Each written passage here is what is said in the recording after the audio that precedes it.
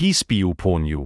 You're watching a video from Yaqeen Institute for Youth Conversation in collab with sawajhub.com. Bismillah, walhamdulillah, wa la ilaha illallah, wallahu akbar, astaghfirullah. An Abi Hurairah radiyallahu an, anna rajulan qala lin-nabi sallallahu alayhi wa sallam, awsini, qala la taghlab. ഫറദ്ദദ മിറാറൻ ഖാല ലാ തഗ്ളബ്. റവാഹു അൽ ബുഖാരി. പ്രിയ ദീനി സഹോദരങ്ങളെ, അസ്സലാമു അലൈക്കും വറഹ്മത്തുള്ളാഹി വബറകാതുഹു. അബൂ ഹുറൈറ റളിയല്ലാഹു അൻഹുവിൽ നിന്ന് ഇമാം ബുഖാരി റിപ്പോർട്ട് ചെയ്ത ഹദീസാണ് 16-ാമത്തേതായിട്ട് നമ്മൾ വായിക്കുന്നത്. ഒരാൾ റസൂൽ കരീം സല്ലല്ലാഹു അലൈഹി വസല്ലമയുടെ അടുക്കൽ വന്നിട്ട് ആവശ്യപ്പെടുകയാണ്, അന്ന റജുലൻ ഖാല ലിൻ നബി സല്ലല്ലാഹു അലൈഹി വസല്ലം ഔസിനി, എന്നെ ഒന്ന് ഉപദേശിക്കൂ. അപ്പോൾ റസൂൽ പറഞ്ഞു, ലാ തഗ്ളബ്, അതെ, നീ കോപിക്കരുത്, ഇതാണ് നിനക്കുള്ള ഉപദേശം. ഫറദ്ദദ മിറാറൻ, അപ്പൊ അദ്ദേഹം വീണ്ടും വീണ്ടും ഇതേ ആവശ്യം ഉന്നയിച്ചുകൊണ്ടേയിരിക്കുകയാണ്, മറ്റെന്തെങ്കിലും മറുപടി കിട്ടും എന്ന പ്രതീക്ഷയിൽ. അപ്പോഴൊക്കെയും റസൂല് പറഞ്ഞു, ലാ തഗ്ളബ്, കോപിക്കരുത്, കോപിക്കരുത്, കോപിക്കരുത് എന്ന്. ഒന്നാമത്തെ കാര്യം, സ്വഹാബാക്കളുടെയും ശേഷമുള്ള തലമുറകളുടെയും ഒക്കെ ഒരു പൊതുവായ പ്രത്യേകതയായിരുന്നു അവർ സ്വാലിഹീങ്ങളെ കാണുമ്പോൾ വസിയ്യത്ത് ചോദിച്ചു വാങ്ങിക്കും എന്നുള്ളത്. തങ്ങളുടെ ഗുരുനാഥന്മാരാകാം, തങ്ങളുടെ ഇമാമുകളാവാം, തങ്ങളെക്കാൾ ഇൽമിലും അമലിലുമൊക്കെ മുന്നിട്ട് നിൽക്കുന്ന ആളുകളാവാം, ഇവരെയൊക്കെ കാണുമ്പോൾ ഒരു വസിയ്യത്ത് വാങ്ങിക്കുക, അത് അവരുടെ ഒരു ശീലമായിരുന്നു. ഇവിടെ റസൂലിനോട് ചോദിച്ചപ്പോൾ അദ്ദേഹം കൊടുത്ത മറുപടി കോപിക്കരുത് എന്നതാണ്. ഒരിക്കലല്ല, പലകുറി അദ്ദേഹം പറഞ്ഞത് കോപിക്കരുത് എന്ന കാര്യമാണ്. മനുഷ്യ പ്രകൃതത്തിന്റെ തന്നെ ഭാഗമായ ഒരു കാര്യമാണല്ലോ കോപം. മനുഷ്യന് ഒരുപാട് വികാരങ്ങളുണ്ട്. അവകളെയെല്ലാം തന്റെ പരിധിയിൽ നിർത്താൻ സാധിച്ചില്ല എങ്കിൽ സഹജീവികളും അവൻ തന്നെയും ഏറെ പ്രയാസപ്പെട്ടെന്ന് വരും. അതാവട്ടെ അവസാനം വലിയ വിനകളായി മാറിയെന്നും വരാം. മനുഷ്യന്റെ മനസ്സ് അവന്റെ തലച്ചോറുകളുടെ പ്രവർത്തനങ്ങളുടെ ഒരു ആകത്തുകയാണ്.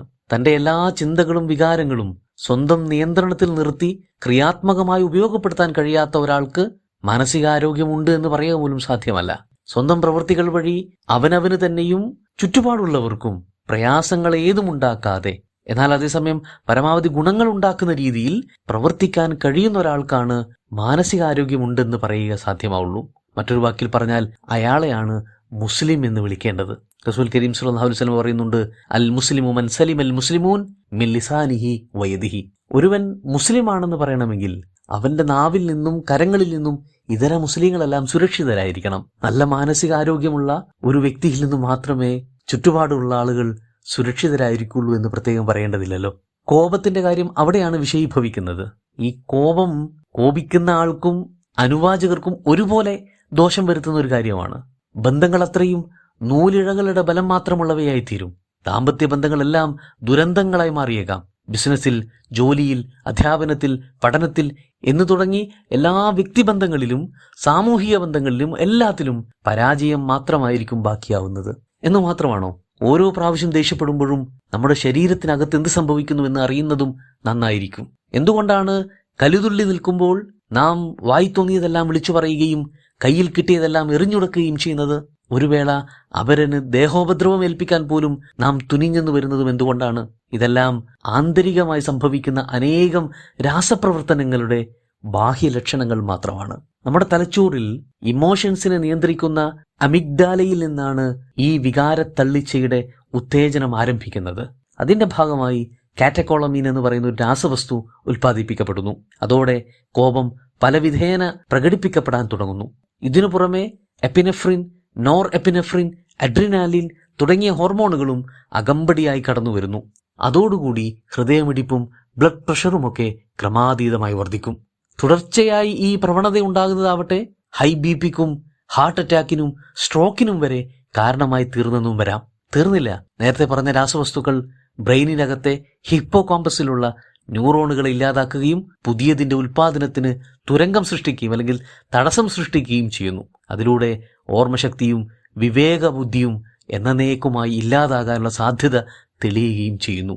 നോക്കൂ, ഈ ഒരു ലഘു വിവരണത്തിൽ നിന്ന് തന്നെ എത്രമാത്രം പ്രഹരശേഷിയുള്ള ഒരു ഇഷ്യൂ ആണ് ഈ കോപം എന്നത് നമുക്ക് മനസ്സിലായി കാണും. എന്നാൽ ഒരു കാര്യം കൂടി ഓർത്തോളൂ, ഇതിനേക്കാൾ ഏറെ അപകടം പരലോകത്ത് സംഭവിക്കാനിരിക്കുന്ന പരാജയമായിരിക്കും. വിശ്വാസി വളരെ കരുതലോടുകൂടി ഒഴിവാക്കേണ്ടുന്നൊരു ദുർഗുണം തന്നെയാണ് അനാവശ്യവും അമിതവുമായ കോപം, ദേഷ്യം എന്നത്. മുഅ്മിനീങ്ങളുടെ ഗുണവിശേഷങ്ങൾ പറയുന്ന കൂട്ടത്തിൽ അല്ലാഹു പറയുന്നുണ്ട്, അല്ലദീന യുൻഫിഖൂന ഫിസ്സറാഇ വല്ലറാ വൽ ഖാലിമീനൽ ഗൈള വൽ ആഫീന അനിന്നാസ് വല്ലാഹു യുഹിബ്ബുൽ മുഹ്സിനീൻ. കോപം കടിച്ചു പിടിക്കുന്നവരാണ്, വിട്ടുവീഴ്ച ചെയ്യുന്നവരാണ്. മാത്രമല്ല ചിലപ്പോൾ അഡീഷണൽ ആയിട്ട് ഇഹ്സാൻ തിരിച്ചു ചെയ്യുന്നവരും കൂടിയായിരിക്കും മുഅ്മിനീങ്ങൾ. അവർ എല്ലാ നേരത്തും ഗുണദോഷ സാഹചര്യങ്ങളിലെല്ലാം ഇൻഫാക്ക് ചെയ്യുന്നവരുമായിരിക്കും. ഇതിലെടുത്തു പറഞ്ഞൊരു കാര്യമാണ് കോപത്തെ കടിച്ചമർത്തി നിയന്ത്രണ വിധേയമാക്കുക എന്ന് പറഞ്ഞത്. അപ്പോൾ ഈ ഒരു അർത്ഥത്തിൽ നിരവധി രാസപ്രവർത്തനങ്ങൾക്കും ഹോർമോണുകളുടെ ഇംബാലൻസിനും അടിമുടി കയ്യിന്ന് പോകുന്ന മാനസികാവസ്ഥയ്ക്കുമെല്ലാം ഇടയാക്കിയേക്കാവുന്ന ഈ ഒരു സാഹചര്യത്തെ പിശാചും വളരെ നന്നായി യൂട്ടിലൈസ് ചെയ്യാനുള്ള സാധ്യതയുണ്ട്. അതും വളരെ കരുതലോടുകൂടി ഓർത്തിരിക്കേണ്ടതാണ്. ഇത്തരം സന്ദർഭങ്ങളിൽ നമുക്ക് പ്രയോജനപ്പെട്ടേക്കാവുന്ന ചില പ്രായോഗിക പരിഹാരക്രിയകൾ റസൂൽ സല്ലല്ലാഹു അലൈഹി വസല്ലമ നമ്മളെ പഠിപ്പിക്കുന്നുണ്ട്. ഒന്നാമതായി അഊസു ബില്ലാഹി മിനശ് ശൈത്വാനിർ റജീം എന്നത് ഉരുവിട്ടുകൊണ്ടേയിരിക്കുക എന്നത് നല്ലൊരു മാർഗമാണ്. രണ്ടാമത്തെ കാര്യം ഇസ്തിഗ്ഫാർ നടത്തുക എന്നതാണ്. നിലവിലുള്ള കോപം അടങ്ങിപ്പോകാനും മാത്രമല്ല കോപാന്ധതയിലായിരുന്നപ്പോൾ നടത്തിയ പരാക്രമങ്ങൾ പുറത്തു കിട്ടാനുമൊക്കെ ഇസ്തിഗ്ഫാർ നല്ലൊരു ഉപാധിയാണ്. മൂന്നാമത്തേത് വുളൂ ചെയ്യുക എന്നതാണ്. സാന്ദർഭികമായി പറയട്ടെ, ഒരു മുഅ്മിൻ സദാ ആക്റ്റീവായ ഉളുവിലായിരിക്കും എപ്പോഴും ഉണ്ടാവുക. അയാൾക്ക് ഉളുവില്ലാത്ത സന്ദർഭം വളരെ റെയറായിട്ട് മാത്രമേ സംഭവിക്കാൻ പാടുള്ളൂ. ഇതൊരു നിർബന്ധ ബാധ്യത എന്ന നിലക്കല്ല, ഒരു അദബ് എന്ന നിലക്ക് പറയുകയാണ്. നാലാമത്തെ കാര്യം, നിൽക്കവെയാണ് ദേഷ്യം പിടിച്ചതെങ്കിൽ ഇരിക്കാൻ ശ്രമിക്കുക എന്ന് റസൂൽ പറയുന്നുണ്ട്. അഥവാ കലിതുള്ളി നിൽക്കുന്ന സർക്കംസ്റ്റൻസ് ഏതാണോ അതിൽ നിന്നും മാറിപ്പോകാൻ ശ്രമിക്കുക. ഏതൊരാളോടാണോ കോപമുണ്ടായത് അയാളിൽ നിന്നും അകലം പാലിക്കുക. ഏത് കാര്യമാണോ നമ്മുടെ ഉള്ളിൽ ദേഷ്യം നുരഞ്ഞു പോകാൻ ഇടയാക്കുന്നത് അതിൽ നിന്നും ഒഴിഞ്ഞു മാറാൻ ശ്രമിക്കുക. തുടങ്ങിയവയെല്ലാം പ്രായോഗികമായി സ്വീകരിക്കാവുന്ന മാർഗങ്ങളാണ്. നേരത്തെ നമ്മൾ കടന്നുപോയ 2 ഹദീസുകൾ ഇത്തരണത്തിൽ ഓർമ്മിക്കാവുന്നതാണ്. ഒന്ന്, തർക്കുഹു മാലാ യഗ്നി, നമുക്ക് ഒരു ഉപകാരവുമില്ലാത്ത കാര്യങ്ങളാവട്ടെ, ചിന്തകളാവട്ടെ, വ്യാകുലതകളും ആശങ്കകളും സംശയങ്ങളുമാകട്ടെ, സകലതും പാടെ അവോയ്ഡ് ചെയ്യാൻ ശ്രമിക്കുക എന്നതാണത്. കാരണം നമ്മളെ ഇത്തരം ഒരു കോപാന്ധതയിൽ എത്തിക്കുന്നതിന് അവകൾക്കെല്ലാം ചെറുതോ വലുതോ ആയിട്ടുള്ള പങ്കുണ്ടാവാം. രണ്ടാമത്തെ ഹദീസ്, ഫല്യകുൽ ഖൈറൻ ഔ ലിയസ്മുത്, ഒരരിശം വന്നാൽ കിണറ്റിലേക്ക് എടുത്തു ചാടാം, പക്ഷെ 9 അരിശം വന്നാലും തിരികെ കയറാൻ പറ്റില്ല എന്ന് പറയുന്നത് പോലെ എന്ത് വൈകാരികതയുടെ പുറത്താണെങ്കിലും നാവിൽ നിന്ന് അമിതമായത് വല്ലതും പുറത്തു ചാടിയാൽ അത് പിന്നെ തിരിച്ചെടുക്കുക സാധ്യമല്ല.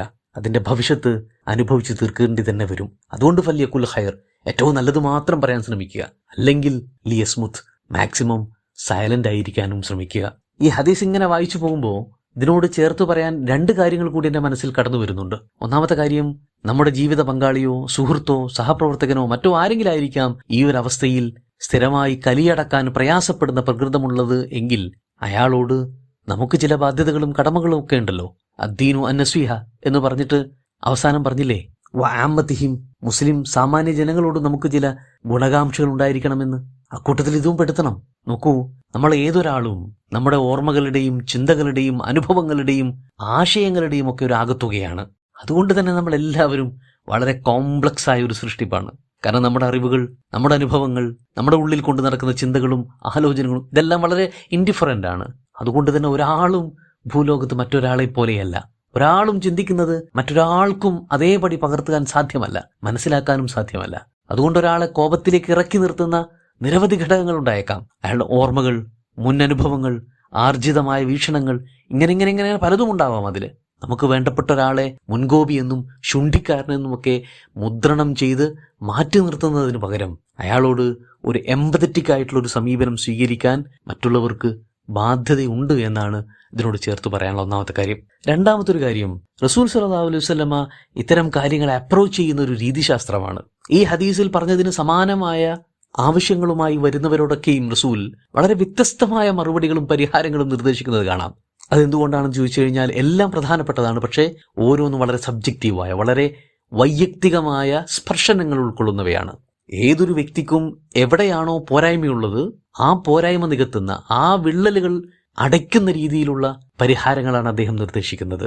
വളരെ കൗതുകകരവും രസാത്മകവുമാണ് അക്കാര്യങ്ങൾ പരിശോധിച്ചു കഴിഞ്ഞാൽ. തീർച്ചയായും സുന്നത്തുകളിലേക്ക് കൂടുതൽ അടുക്കും തോറും നമ്മുടെ ഹൃദയവും വിശാലവും സ്വസ്ഥവുമായി തീർന്നത് നമുക്ക് തന്നെ അനുഭവിച്ചറിയാൻ കഴിയും. കോപം മാറ്റി നിർത്തുന്നതിനെ കുറിച്ച് ആധുനിക വിശാരദന്മാരും മോട്ടിവേഷൻ സ്പീക്കേഴ്സുമെല്ലാം വളരെയധികം വാചാലരാകുന്നത് നമുക്ക് കാണാം. എന്നാൽ വളരെ മനോഹരമായി ഒറ്റ വാചകത്തിൽ റസൂൽ ഇതിന്റെ എല്ലാ പ്രതിധ്വനികളെയും ഉൾക്കൊള്ളുന്ന സ്വഭാവത്തിൽ, എല്ലാ പ്രത്യാഘാതങ്ങളെയും ബോധ്യപ്പെടുത്തുന്ന രീതിയിൽ പറഞ്ഞു വെച്ചിരിക്കുന്നു, ലാ തഖ്ലബ്.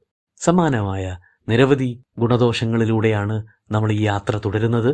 അടുത്ത ഹദീസ് നാളെ പരിശോധിക്കാം. അള്ളാഹു തൗഫീഖ് ചെയ്യട്ടെ. അസ്സലാമു അലൈക്കും വറഹ്മത്തുള്ളാഹി വബറകാതുഹു.